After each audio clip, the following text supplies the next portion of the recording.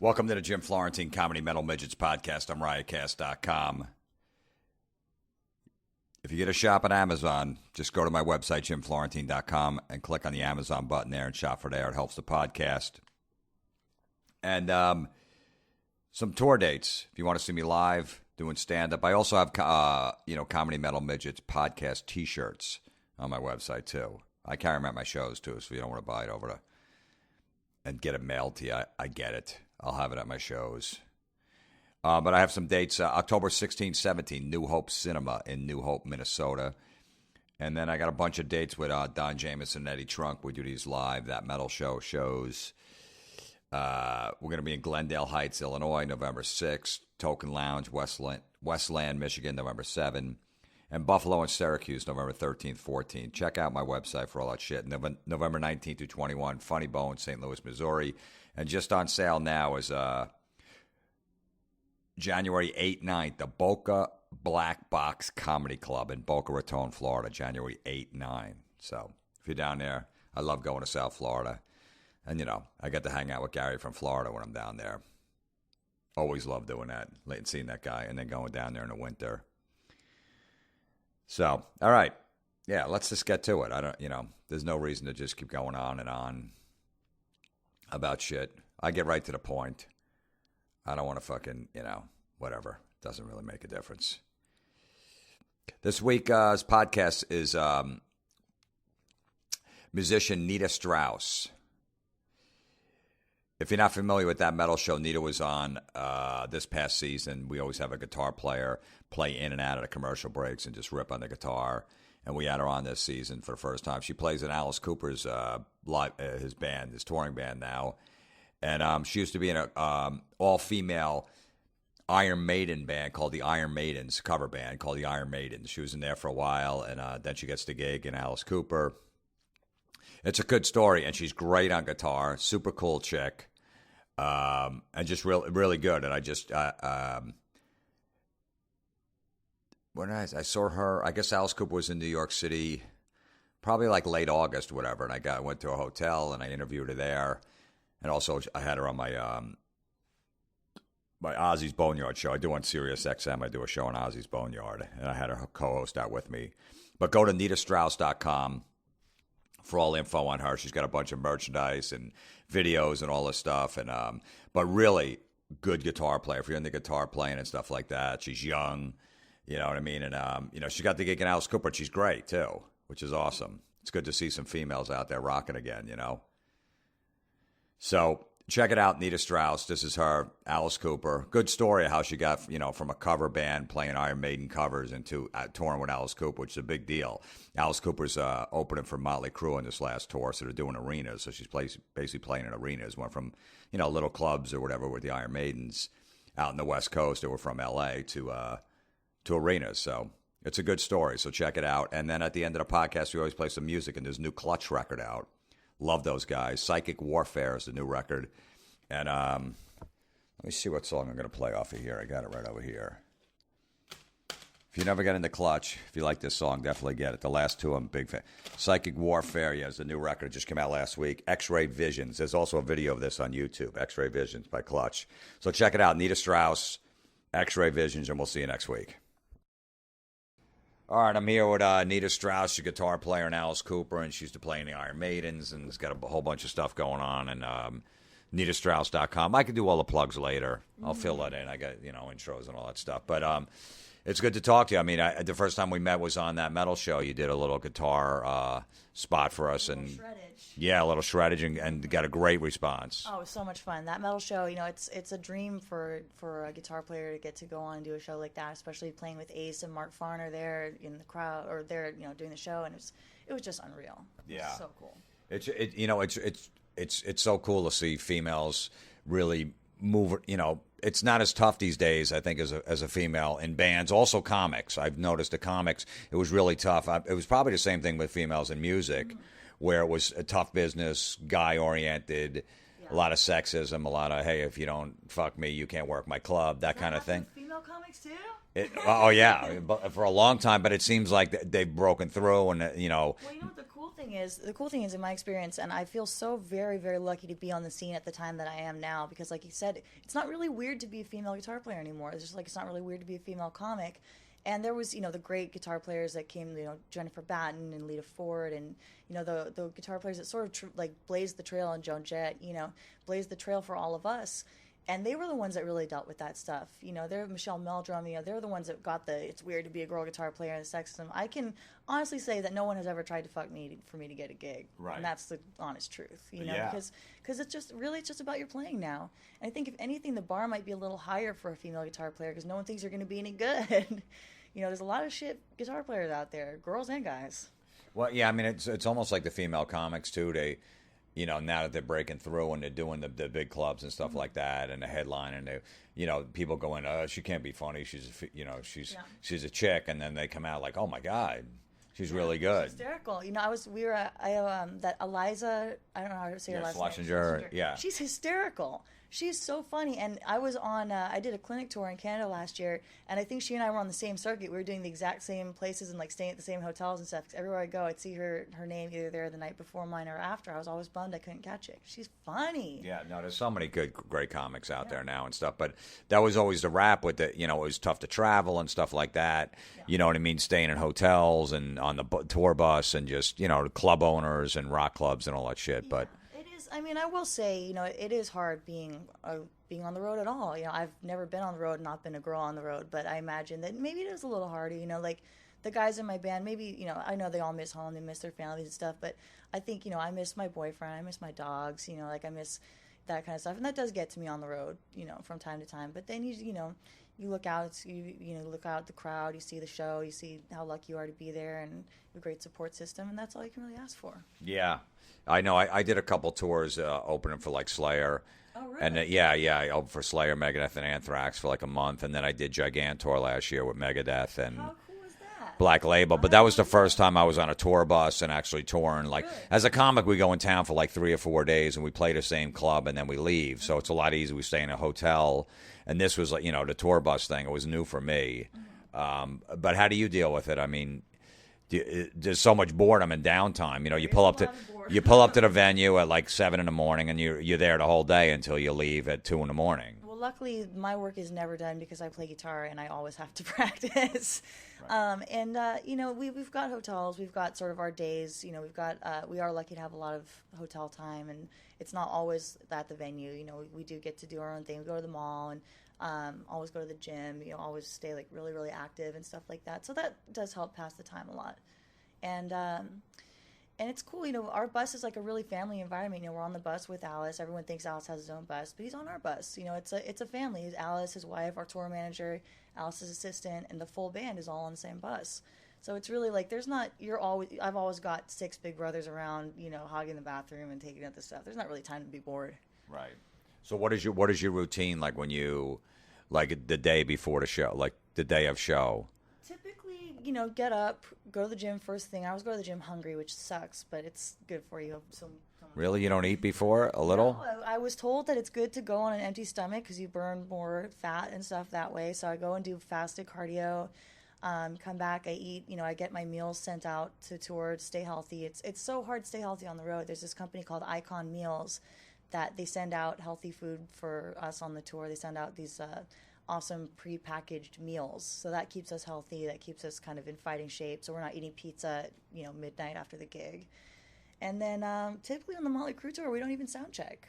We just kind of cruise in. We do a meet and greet. Ryan Roxy and I do meet and greet before each show. We call it Rock and Roll Parking Lot. It's pretty fun. It's free. It's at the merch tent. And just go hang out, sign some stuff, take some pictures, and then usually off stage and on the road by 9:30. Oh, so you guys leave right after the gig then? We leave right after the gig for the most part. Every once in a while we get to stay, but usually we leave early so Coop can get to golf the next day. All right, yeah. Well, you're on the boss's bus then. Yeah. That makes it easy. When I did the Gigantor, the first 5 days, I was on Megadeth's bus. Yeah, and you leave right after the gig, and you stay in a nice hotel, and then after 5 days, we're going to put you on the crew bus, and then there's 12 bunks and there's 12 bodies, and you're driving, and if you get a day off, then you get a hotel room if you want. That's the crew bus. That's the pirate ship, as we call it. The crew bus is the lawless renegade pirate ship. And then, then you don't leave the venue till they're done, 2, 3 in the morning. Yeah. That's when the bus leaves. Well, most bands most bands I've been in are like that. You don't leave the venue till later on. You get to stay and hang out. Have some beers in the parking lot, maybe chill with some fans and stuff. But this is just a totally different vibe. Everyone told me, "Oh, you're going on tour with Motley Crue. Better get your liver ready. Better get ready to party." This is like, I'm in the healthiest and best shape I've ever been on any tour. I think largely because Alice is 30 years sober, 35 years sober. The Motley guys don't drink. It's just a really cool, healthy environment. And again, it's hard to party and go crazy when you're on the boss's bus and everyone's in bed by 11. Yeah. So it's been great. So you said this company delivers you guys healthy food. That's good because you don't have to go to catering. You don't know where the catering's coming from. You don't know what it's going to be each time you go to the tent. There's flies on it half the time. Oh, yeah. It's hot in the middle of a park. Like you're in Texas. And Exactly. Or, God forbid, you get pizza after every single show. You can only eat cold pizza at midnight so much before you start to feel like shit, So it's great having a company like Icon Meals around to help us out with that. That's cool. Do you have any vices that are on the road that are tempting to you? Not, to be honest with you, not really on this tour. It's been such a cool environment. There's not really, I like to drink just like, a lot of other musicians do. And this has just been such a cool, chill, laid back environment that there's not really you don't want to be the only wasted one on the bus. That's not cool. Yeah. Especially, playing in Alice Cooper. It's definitely it's a growing up experience.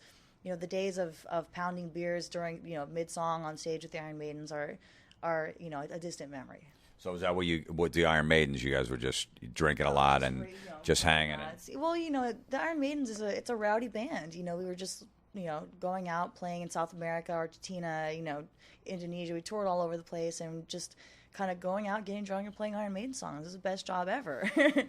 But you can only sustain that for so long. If you're drinking sometimes 8, 10, 12 beers a night, it starts to show. No, I know. Believe as a comic too, you get bored. You're done with your show at 10 o'clock at night. You're like, all right, what do I do now? There's a lot of all there is pizza. There's a lot of pizza or there's booze available, and you just gotta calm yourself down. So how does a girl get into Iron Maiden? Because there's not too many.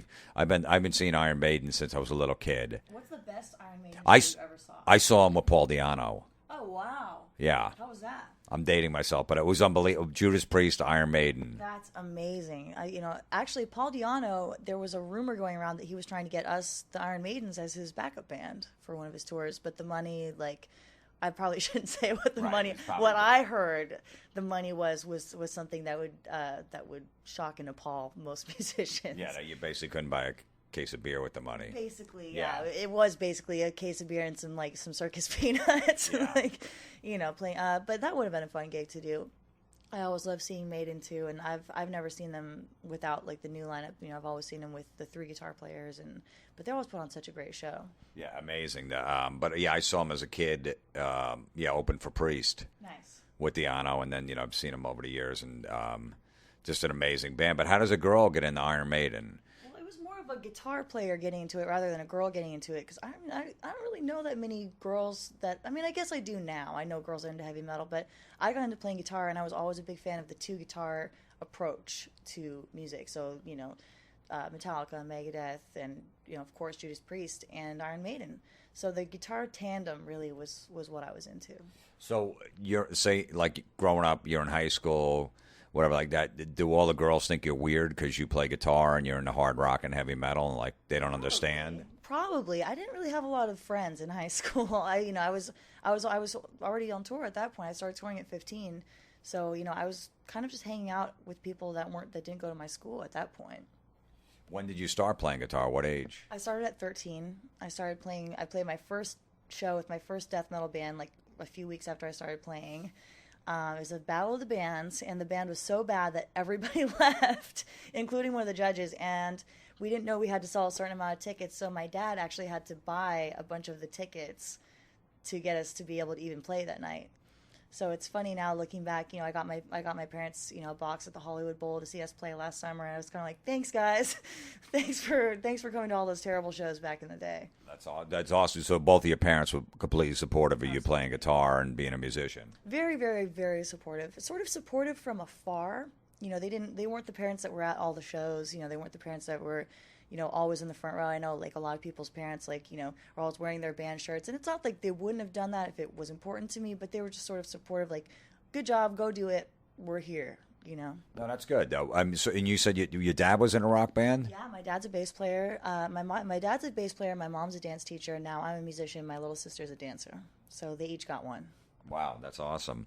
So you start playing guitar at 13, and then you're on tour at 15. In 2 years, you're on tour? Well, I didn't say I was any good. Right, but still, you're on tour. That's pretty good. Yeah, we did Warped Tour when I was 15, and just kind of stomping it out. I was in an all-female band, and we were just, like, sort of thrashing it out, going on Warped Tour. A lot of people don't know how grueling these tours are, like Warped Tour. You don't know what time you're going on. It's a rotating lineup. So one person from each band has to get up at like 8 and go and check in and see what time you play. And you could either play at 11 or you could play at like 4 or 5 p.m. You never know. Every single day is different. So these tours, it's really eye-opening. And we were on a really small stage. So like our first day we got there, we're like, oh, there's food. We get in the line at catering, we get up and they're like, show us your pass. Oh, you don't have the right pass. So we had to go put our plates back and walk back past the line. All right, because only certain bands got food or whatever. So what band was this that you played on Warped Tour? Local LA band. Never ever did anything, Right. So many of those. Ryan Roxy always says, I've been 100 bands, 98 you never heard of. Right. So wow, so that's good. So how does that work with school when you're going on tour? Was it the summer, or did you miss school? How did that? For summer. I actually dropped out after a while to really focus on music. I dropped out after junior year, but I did summers and like winter break. We'd go out for 2 weeks, do like West Coast from LA up to Seattle, that kind of thing. And your parents were okay with you traveling at 15 years old in a band, playing and stuff? Oh, totally. I think they might have thought that the situation was a little more secure than it was. I think they thought we had a parent with us or something, which we did. We did some of the time. Our bass player's dad came out with us every once in a while. She was actually younger than me. But a lot of the time it was just us. And it was just 4 girls and a baseball bat. Just in case, yeah. Never So had to use it. and so you quit school after junior year? And your parents were okay with that? They said, if you get your GED, you can do it, which I think they took to mean I wasn't going to do it. They didn't think I was going to do it. I got my GED the next week, so they were kind of like, all right, shit. And, That's great. And they were supportive of you playing and quitting school and going on tour and playing. That's really good because usually you don't get that.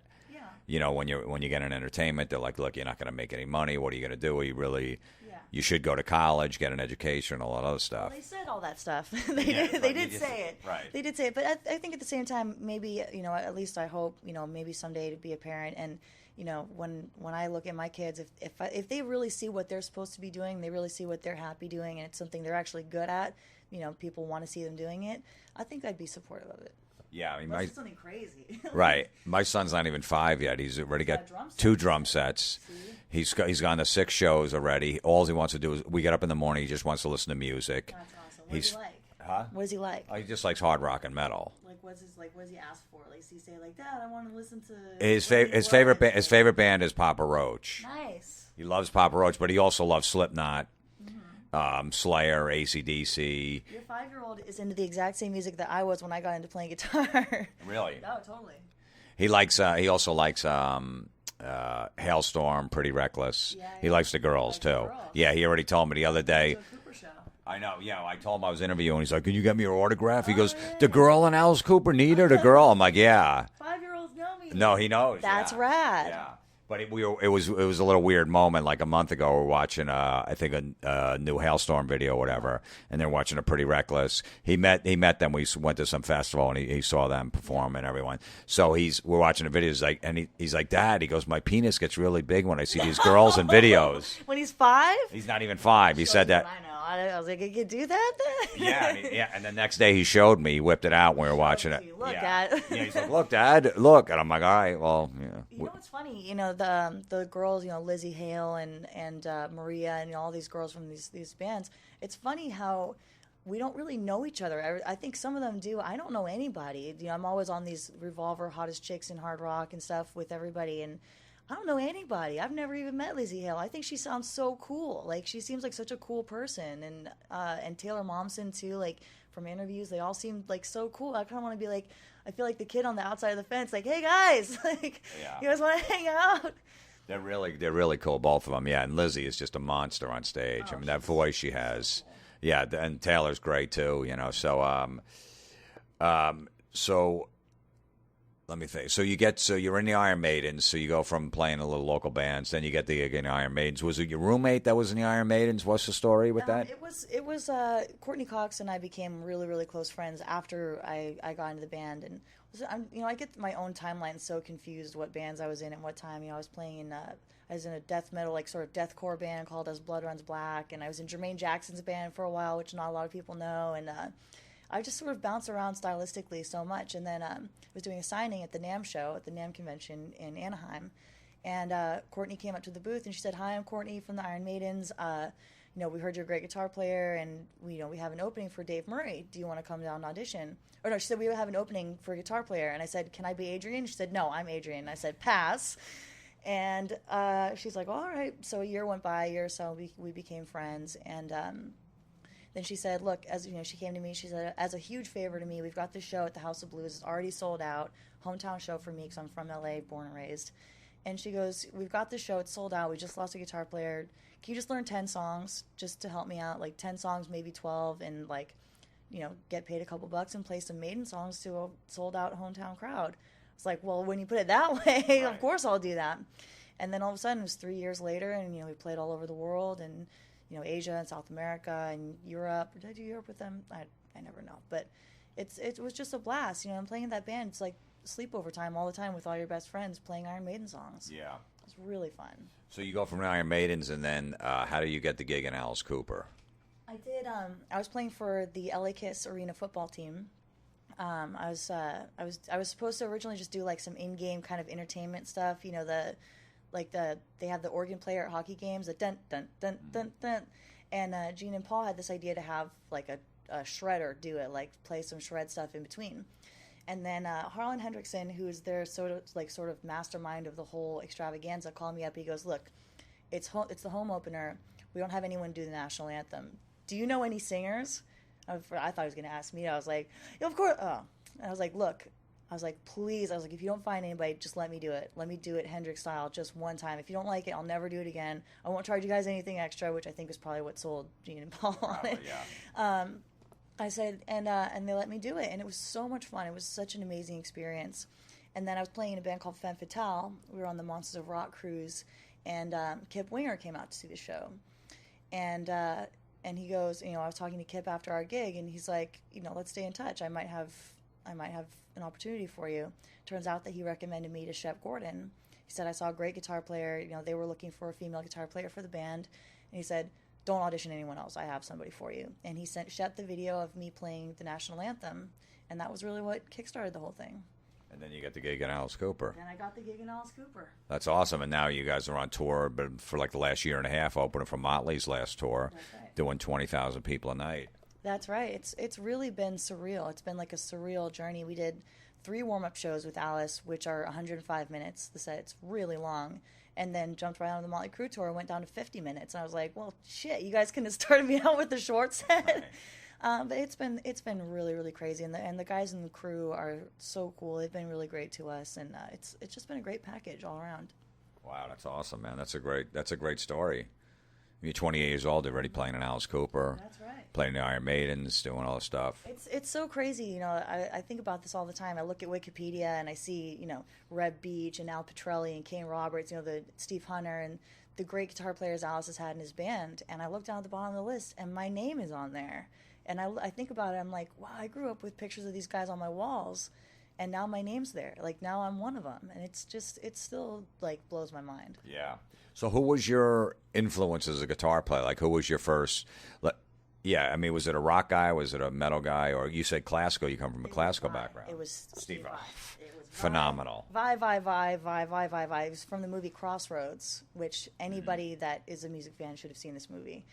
And there's the scene, the battle scene at the end where essentially, for anybody that hasn't seen the movie, Ralph Macchio plays a guitar player who's a great classical player, wants to play the blues, and he has all these adventures, crazy adventures. Then he goes to hell, and he meets has to battle the devil's guitar player, who's played by Steve Vai. And I just remember from the very first note that Vai played, I just sat straight up. I was like, that's what I'm supposed to be doing. That is exactly what I'm supposed to be doing. How come nobody told me a guitar can make sounds like that? Right. And from then on, it was just straightforward ahead with the shred stuff, with Jason Becker, Marty Friedman, and Sean Lane, and just the real. I got right into the real technical stuff. Wow, that's pretty cool. Like to learn guitar, Steve Vai. I'm trying to think like Eat 'Em and Smile record, the David Lee Roth. Is that amazing or what? That's unreal, absolutely unreal. What about the Alcatraz, Disturbing the Peace that Vi played on? All of it. I like Malmsteen Alcatraz and Vi Alcatraz. It's all good. The first one, but with Malmsteen on it too. Yeah, Unreal. Those first two Alcatraz records, so good. Totally underrated. Totally underrated guitar records and just records in general. Yeah, and then even Skyscraper was good. The Roth record with Vi.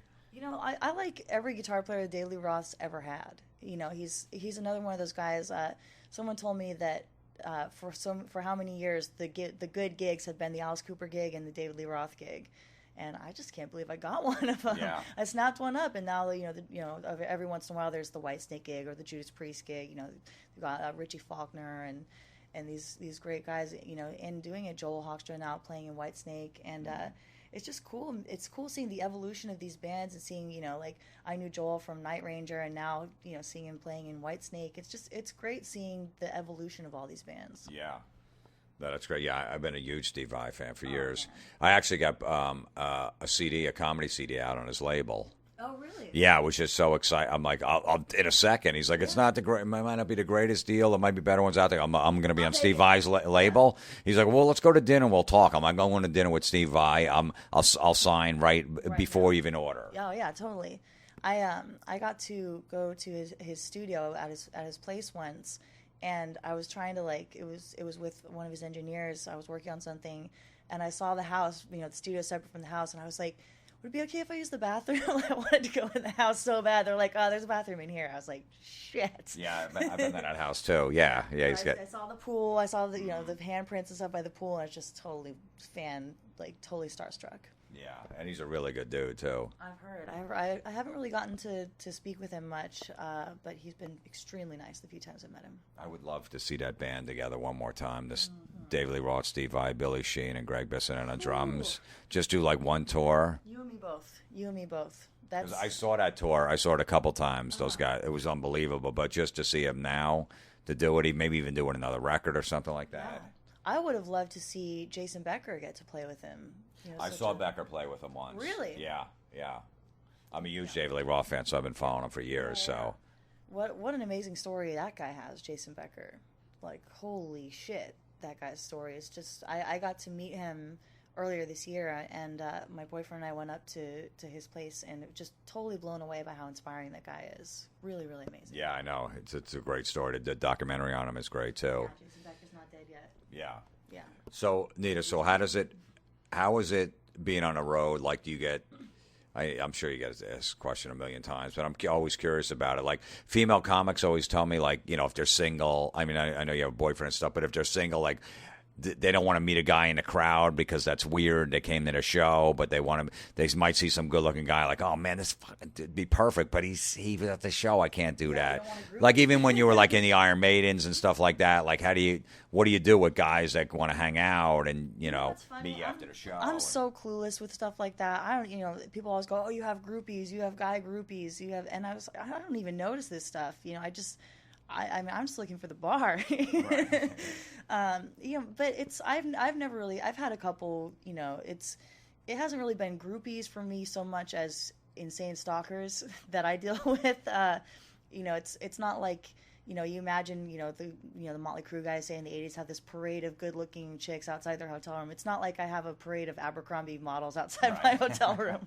It's more like creepy, people that send multiple letters to, my website and, send weird presents and show up at weird meet and greets in hotels, and it's not as exciting as you would think. Yeah, because I think guys are probably intimidated of you being on stage to go, hey, I see you're in town for a couple of days. Can I take you to dinner? That actually happens more than you would think on social media, and I had somebody. But they won't come to you face to face after a show or something. Only one time can I think of that happening. Only one time. It was on the last Motley Crue run, one of those big amphitheater shows, and I always will like, put a hoodie on and like walk out and, see the show from the crowd from somewhere. And this guy came up, he's like, "You're that guitar player." He goes, "Listen, we're going to get married." I was like, "I don't think so."